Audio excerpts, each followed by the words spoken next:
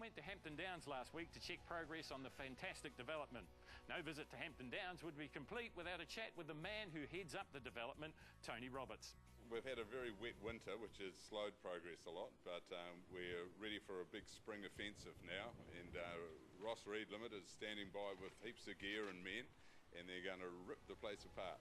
Last week I promised you the answer to preload. Well, here's the man who is building the track. A racer in his own right in the past with a link to the present. He just happens to be Johnny Reed's dad. Clayton Reed explains all. We've bulked out the shape of the track in all the fill areas, and we've preloaded it, waiting for the settlement, as it is a low-lying area, and the settlement will, the preloading will enhance the track from sinking in future.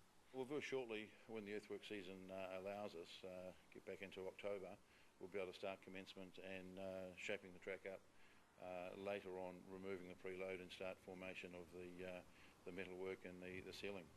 We've broken down the completion timetable into different stages. Now, stage one will be the industrial blocks up behind the motor lodge, the apartments and motor lodge, and the national circuit, which is the 2.8k part of the total circuit. Now, that'll be finished in March of next year in time for the Motorsport New Zealand's final round of the Tier 1 Championship.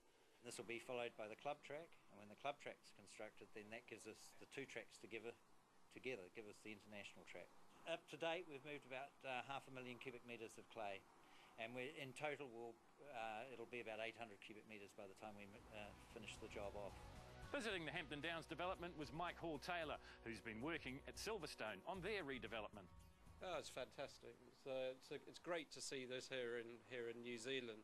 It's also nice to see that they've made use of the surrounding land in such an effective way. I mean, there's so many racing circuits I've been to where it's just a concrete jungle in the middle of nowhere and quite characterless. But I think here they've really kept with the character of the land, and you know, it's nice to see it's a green site, and I know that it's going to remain quite green. I think also the fact that there's some good relief here, you know, it's not all on the level, means that it'll be fantastic for spectators and also a much more interesting track for drivers as well. So I think they've got it right. Like everywhere in New Zealand lately, construction has been affected by the weather. The weather sure wasn't a problem at Nelson for the 0800 Boxman Rally. Far from it. It was sun all the way. Let's go back now for the afternoon stages from the Truth Rally Extreme Series first final.